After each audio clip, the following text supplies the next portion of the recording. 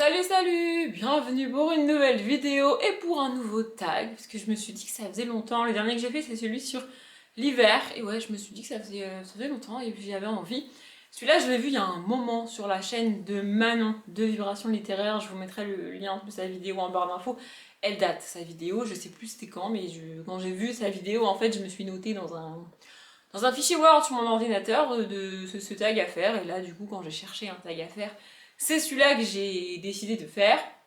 Je sais pas trop combien il y a de questions, elles sont pas numérotées et j'ai eu la flemme de les compter. Mais pour la plupart des questions, soit il n'y a pas de livre à montrer, soit les livres dont je vais vous parler, je ne les ai plus parce que c'est le tag de l'angoisse, donc c'est un petit peu tout ce qui est négatif sur la lecture, tout ce que t'as pas aimé, tout ce que tu... Voilà.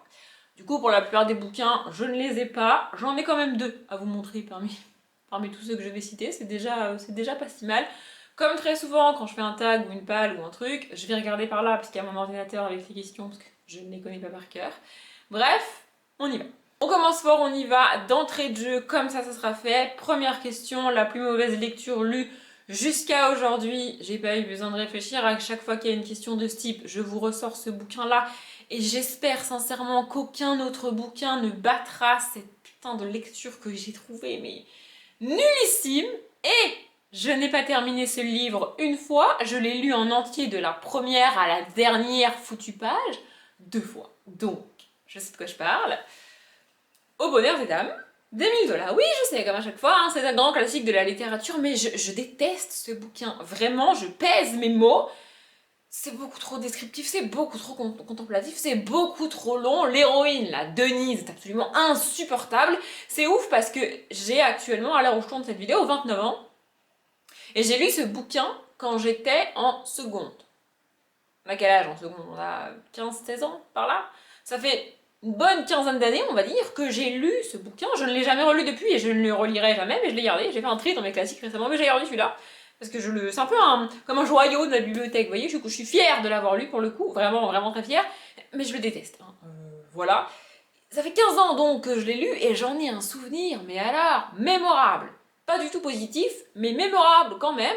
Vraiment, je déteste. Et je pense que ce que j'ai autant détesté dans ce bouquin, déjà, c'est parce que j'ai été contrainte de le lire. C'est une des raisons qui fait qu'aujourd'hui, je ne me contrains plus à lire un bouquin. Si au bout de 20 pages, ça me gonfle, eh ben ça me gonfle. Mais là, j'ai dû le lire, j'avais pas de choix, c'était pour l'école, tu vois, donc ben, je l'ai lu en entier. Voilà, et surtout pendant des semaines, on a étudié ce foutu bouquin, la moindre foutue description, le moindre foutu champ lexical, et l'étude de texte, pour moi, ça sert à rien, pour être poli. Genre vraiment, c'est un truc qui me dépasse, ça m'insupporte, je déteste ça. Voilà, il y a des gens qui détestent les équations mathématiques et qui disent que les mathématiques ça sert à rien dans la vie. Alors à tous ces gens-là, je vous dirais peut-être, mais ça sert à quoi d'étudier le champ lexical d'un paragraphe de bonheur des dames dans la vie de tous les jours? Non, parce que c'est bien beau de critiquer les mathématiques à longueur de journée et de dire que ça sert à rien de savoir la racine carrée de 25, mais savoir que dans un paragraphe de je sais plus quelle page, là, monsieur Émile Zola, il a utilisé le champ lexical de la musique pour montrer que je sais pas quoi, ça vous sert à quoi dans votre vie quotidienne? Non mais vraiment, c'est une vraie question que je pose aux gens. Oui, ce livre m'agace, ça me saoule. Voilà. Du coup, pour ceux qui n'auraient pas compris, on va parler dans chaque question de trucs que j'aime pas. Donc je risque de m'énerver un petit peu. Et je risque de m'énerver sur des trucs que moi j'aime pas, mais que vous aimez. Hein, voilà, c'est le principe de la vidéo. C'est pas grave, chacun ses goûts. Voilà. Bref, deuxième question, je vais me mettre de nouveau plein de fans à dos, mais écoutez, c'est le principe de chaque question, j'ai envie de vous dire. L'auteur que tu ne liras sûrement plus jamais, donc l'auteur ou l'autrice, évidemment. Moi j'ai choisi un auteur, et j'ai choisi Stephen King. Pour chaque question, j'ai essayé de répondre avec là, un auteur ou un livre pour la question d'avant, mais des livres que j'avais terminés, au moins, parce que j'abandonne énormément de bouquins et je trouve ça, à la limite, trop facile de parler de bouquins que j'ai abandonnés, parce que si je les ai abandonnés, j'ai pas été au bout, donc je connais pas l'histoire au complet, je connais pas le dénouement, j'ai pas toutes les infos. Vous voyez, alors qu'au bout d'un délai, j'ai bien eu toutes les infos, là, c'est bon, on est carré. Et Stephen King, j'ai lu Misery en entier, jusqu'au bout. Je l'avais emprunté à la bibliothèque de là où je travaillais avant, enfin bref. Et du coup, je l'ai lu en entier. Et encore aujourd'hui, je n'arrive pas à comprendre pourquoi j'ai été au bout de ce bouquin. Je ne sais pas. C'est une catastrophe. Vraiment, enfin, ça part dans tous les sens, ça n'a ni queue ni tête, ça ne ressemble à strictement rien. Moi, je m'attendais à un... En fait, j'ai commencé du Stephen King en m'attendant à un bon thriller, un bon polar, un truc cool, tu vois. Je sais pas pourquoi je m'attendais à ça avec du Stephen King. Et c'est pas du tout le cas. C'est complètement barré, c'est complètement loufoque, cette histoire de gens qui raccourcissent, ça n'a aucun sens. Mais j'ai terminé Misery. Et ensuite, je me suis dit, bon, Misery, c'était pas... Mais c'est quand même un des plus connus de l'auteur, tu vois. Mais c'était pas ouf. Mais je me suis dit, je vais tenter un autre livre très connu de l'auteur. Et j'ai tenté La Ligne Verte. Je n'ai pas terminé La Ligne Verte. J'avais une version en plusieurs morceaux. C'est-à-dire que j'avais un tout petit livre qui était la partie 1 sur 5, je crois, du bouquin au global. J'ai lu même pas la moitié de ce truc-là. Parce qu'en fait, je me suis rendu compte avec ce bouquin-là que l'écriture de Stephen King ne me touche pas. Ça ne m'atteint pas. Je l'ai déjà dit quand j'ai parlé de ce bouquin. Il y a une scène, c'est la scène à laquelle j'ai abandonné d'ailleurs, une scène absolument terrifiante, absolument horrible. Quand tu la racontes, c'est terrifiant. Je sais plus s'il y a une petite fille ou deux petites filles, mais en vrai, une ou deux, c'est terrifiant. On te décrit, vraiment, on te décrit la découverte, on va dire une, la découverte d'un cadavre d'une petite fille de 6-8 ans. Elle est allongée dans l'herbe, elle est morte. On te décrit cette scène, c'est terrifiant. Enfin, je veux dire, c'est horrible de découvrir le cadavre d'une gamine de 6 ans. Enfin, je veux dire, c'est quand même terrifiant, tu vois. Et bah, aucune émotion. Rien, que dalle. Genre, vraiment, rien du tout. Je lisais ça comme si tu me parlais d'un petit lapin qui courait dans les bois. Ça n'a aucun sens. Vraiment, voilà. L'écriture de Stephen King ne m'atteint pas, ne me touche pas. Donc, partant de là, j'ai regardé le film, je chialais comme une madeleine devant le film, preuve que ça vient bien de l'écriture, parce que l'histoire en elle-même est quand même triste, tu vois, l'univers, enfin, je veux dire, faut pas avoir de cœur pour ne pas être touché par cette histoire, enfin, c'est quand même terrifiant. Donc voilà, du coup j'ai décidé de ne plus lire de Stephen King. Bon là on en arrive à une question où je vais me taper moi-même dessus. Non mais ça va être drôle, vous allez voir. La pire vidéo ou le pire article si t'as un blog que tu penses avoir fait. Et en même temps ça me rassure de répondre ce que je vais répondre, puisque je pense que la pire vidéo que j'ai publiée sur la chaîne, c'est tout simplement la première vidéo que j'ai faite. Si je me trompe pas, je l'ai volontairement laissée encore publique, donc vous pouvez la trouver. Je vais pas vous la mettre en barre d'infos, hein. Si vous voulez la chercher et vous la regardez. Mais moi je l'ai pas re-regardée. Mais je sais que rien ne va. Le cadrage, c'est une catastrophe. Le son est probablement catastrophique. Je filmais avec mon téléphone de l'époque, donc l'image ne doit pas non plus être dingue. La luminosité, je me rappelle très bien comment j'ai filmé ça, c'était une catastrophe.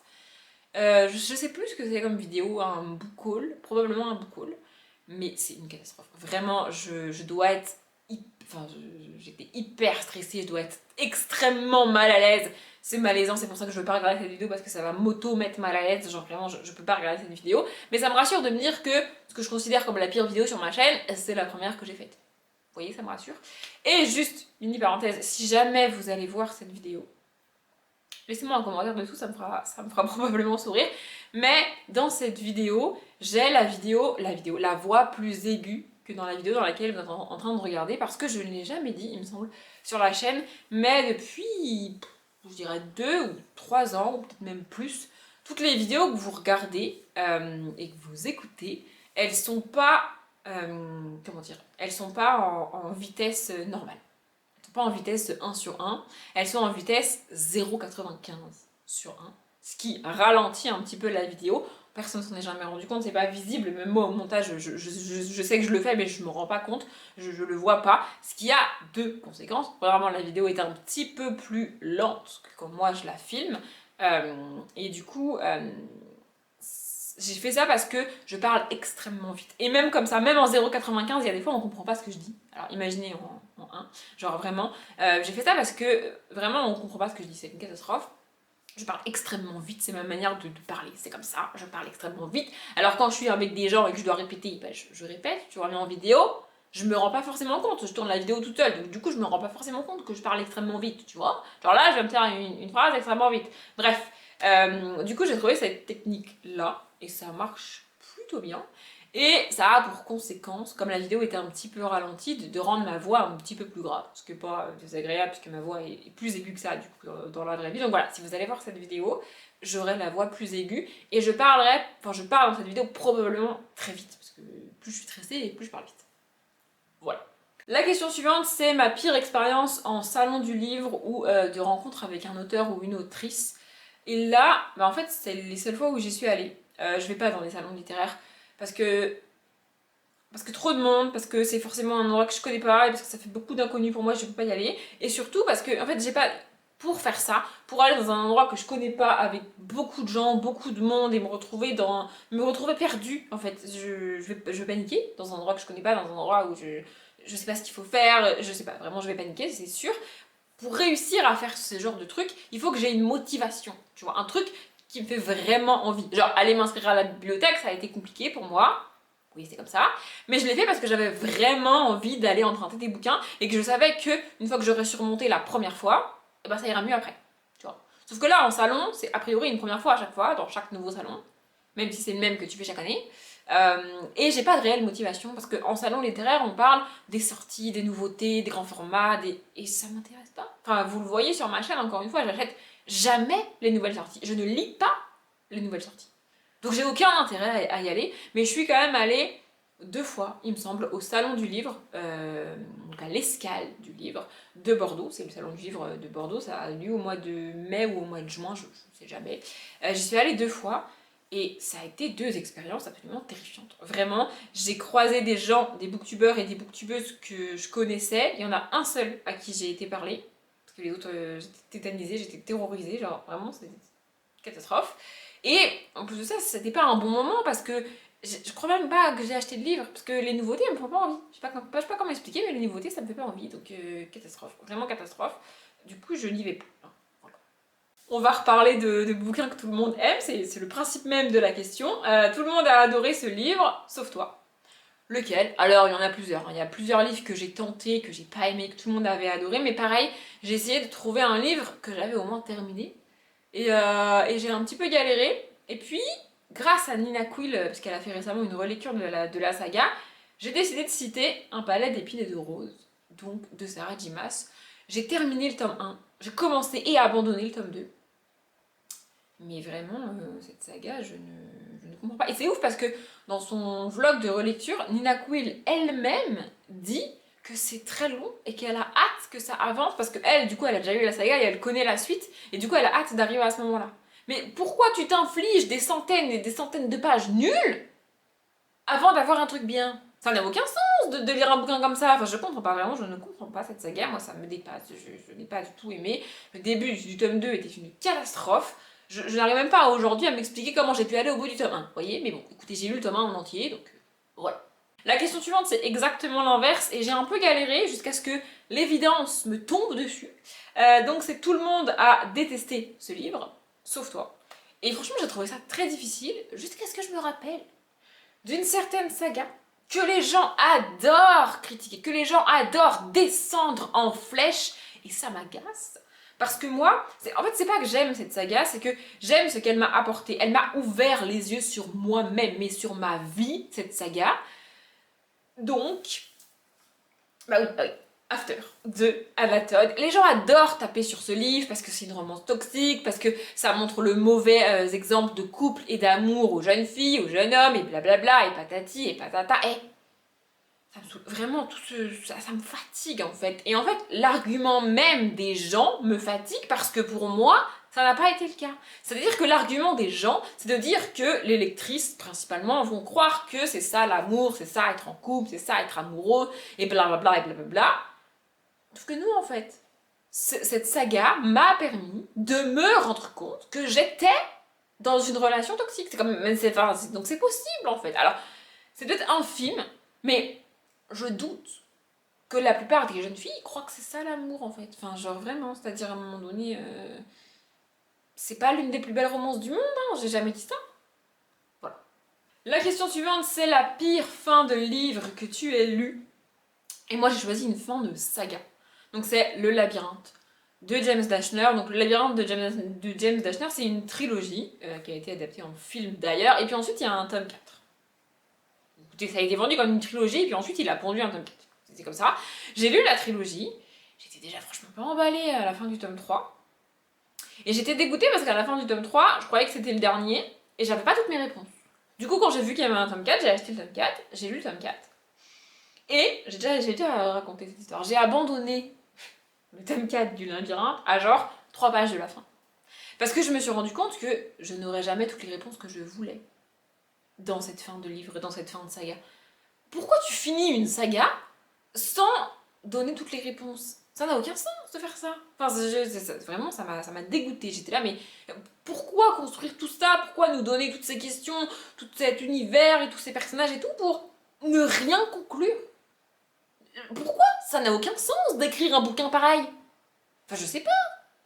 Si t'as besoin d'un 5e tome pour nous donner toutes les réponses, et bah fais un 5e tome.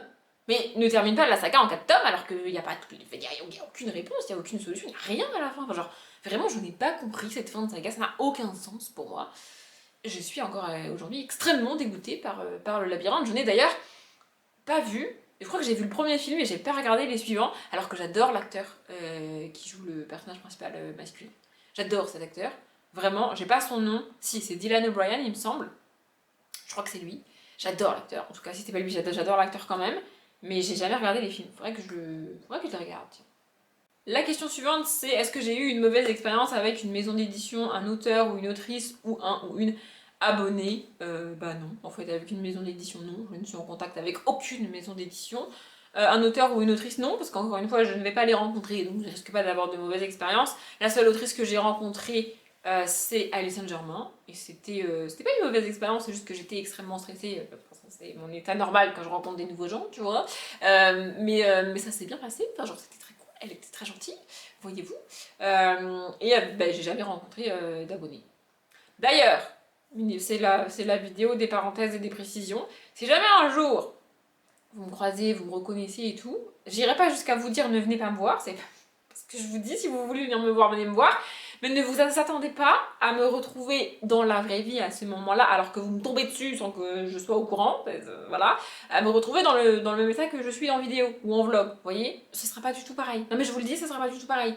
Je vais me tétaniser, je vais paniquer, je vais bafouiller, c'est une certitude. Voilà, si un jour ça nous arrive, je vais bafouiller, c'est une certitude. C'est une certitude, et ça sera pas forcément ni une bonne ni une mauvaise expérience pour moi, ça sera une expérience. Voilà, mais en fait, je gère extrêmement mal l'inconnu et l'imprévu, et quelqu'un qui me reconnaît dans la rue ou n'importe où, c'est forcément imprévu et inconnu en plus. Vous voyez, donc je vais forcément extrêmement mal gérer la situation.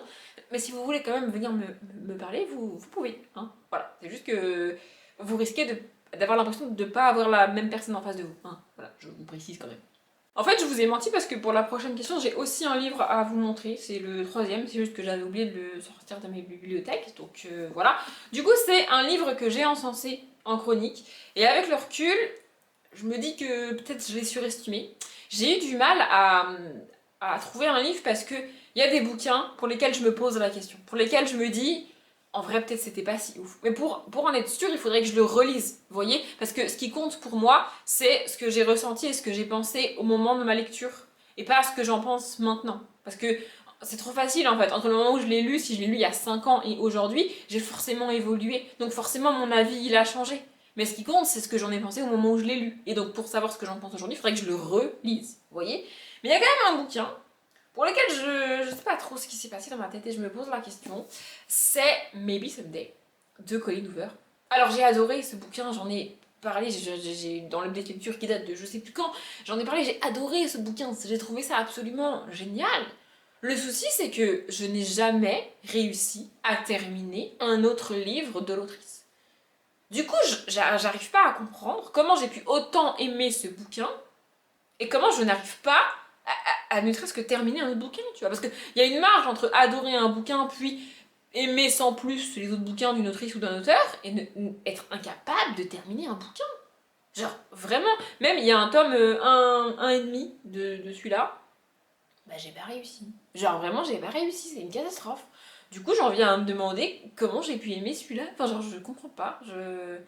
Je n'ai pas de réponse. Pour savoir, il faudrait que je le relise, mais le relire, c'est prendre le risque que je l'aime pas aujourd'hui et prendre le risque de gâcher le souvenir que j'ai de la lecture que j'ai fait de ce livre, vous voyez? Du coup, j'ai pas envie de le relire. Si jamais ça devait arriver. Enfin, je sais pas si vous voyez ce que je veux dire. Du coup, je suis un peu... Voilà, je sais pas trop. Mais voilà. La question suivante, c'est la lecture que tu n'assumes pas d'avoir lu et ou aimé. Ma première réponse a été aucune. Et puis je me suis dit, bah si, je vais quand même chercher, je vais quand même vérifier dans ma bibliothèque. Du coup, j'ai regardé dans ma bibliothèque. J'ai cherché principalement dans les romances un peu érotiques. Et en fait, pour moi, il y a une différence entre... Genre, il y a des bouquins. Si jamais je devais les lire dans le tram, je les lirais pas. Parce que je veux pas que les gens voient la couverture ou lisent par-dessus mon épaule pendant que je le lis. Mais, pardon, ma voix se barre, mais c'est pas pour autant que j'assume pas d'avoir aimé ou d'avoir lu le bouquin. Je sais pas si vous voyez ce que je veux dire, c'est un peu la même chose, mais c'est pas tout à fait la même chose pour moi. Du coup, il n'y en a pas. Voilà. Après, ça veut pas dire que je vais crier haut et fort que j'ai lu tel ou tel livre et que je vais forcément en parler quand on parle de lecture avec des gens, par exemple. Maintenant, je suis pas obligée d'en parler, mais ça veut pas dire que j'assume pas. Donc, j'ai pas trouvé de livre spécifique à vous montrer que j'assume pas. La question suivante, on va rigoler, vous allez voir. Ce qui est très rapidement rédhibitoire pour toi dans un roman et peut provoquer un abandon immédiat. Il y a plusieurs choses. Non, vraiment, il y a plusieurs choses. Mais il y en a une. Il y en a une qui me tape particulièrement sur le système et qui est la raison pour laquelle la chick-lit, j'y arrive pas, pour laquelle le contemporain, j'ai énormément de mal. Certaines romances aussi, et particulièrement les romances de Noël. Donc, j'ai choisi ce truc-là. C'est quand l'héroïne, parce que c'est toujours une héroïne, sinon c'est pas drôle, en fait, elle se croit supérieure à tout et à tout le monde. Elle se présente comme la reine du monde, et surtout, des fois, elle est en plus Madame, je sais tout. Ça m'insupporte. Être dans la tête d'un personnage pareil, moi je ne peux pas en fait, c'est pas possible. Genre vraiment, je peux pas être dans la tête d'une reine de rien du tout qui croit savoir tout sur tout alors qu'en fait elle est juste Madame tout le monde quoi. Redescends meuf, mais alors redescends. Vraiment, c'est un truc qui me... Bah c'est un truc rédhibitoire et au bout de 20 pages, je peux avoir balancé le bouquin à travers mon appartement tellement elle m'insupporte. Voilà. Et enfin, la dernière question, c'est tu en attendais une claque et c'est finalement une énorme déception. Et c'est bizarre parce qu'en fait, quand j'ai vu la vidéo de Manon, de Vibration littéraire, donc du coup j'ai listé les questions sur mon petit fichier Word et pour certaines questions j'ai répondu. Vous voyez? Et du coup, pour cette question-là en particulier, j'ai répondu. Et j'ai mis un livre et j'ai gardé ce livre-là. J'ai cherché un petit peu autre chose parce que je ne l'ai pas terminé. Et puis je me suis dit, si vraiment j'en attendais une claque et si vraiment c'est une énorme déception, je peux pas l'avoir terminé. Je peux pas, c'est pas possible en fait. Donc j'ai choisi de citer La Servante écarlate de Margaret Atwood. Vraiment j'attendais énormément de ce bouquin et j'ai pas du tout accroché, j'ai pas du tout aimé. Et c'est pas forcément négatif pour le bouquin et pour moi, c'est pas l'histoire en elle-même, c'est pas les personnages, c'est la manière dont l'histoire est construite, dont la narration se fait, qui ne me convient pas, ça ne va pas en fait. Je pense que j'adorerais cette histoire, mais écrite autrement, vraiment. Et c'est pas mal écrit non plus, c'est juste la construction, le choix de construction de l'autrice, de son histoire et de ses personnages, qui fait que... Bah j'accroche pas en fait. Je sais plus combien de pages j'ai lu du bouquin, mais j'ai pas réussi. Voilà. Comme toujours avec les tags, si vous voulez répondre aux questions en barre d'infos, n'hésitez pas. Si j'ai parlé de livres, d'auteurs ou d'autrices que vous adorez dans cette vidéo, je suis désolée, mais encore une fois, c'est pas grave. Chacun ses goûts. Il y a probablement des auteurs que vous détestez et que moi, j'adore. Et inversement, c'est possible, c'est comme ça. J'espère que cette vidéo vous a plu, je m'arrête là. Comme d'habitude, je vous souhaite une bonne journée, un bon après-midi, un bon appétit ou une bonne nuit. Et je vous dis à bientôt.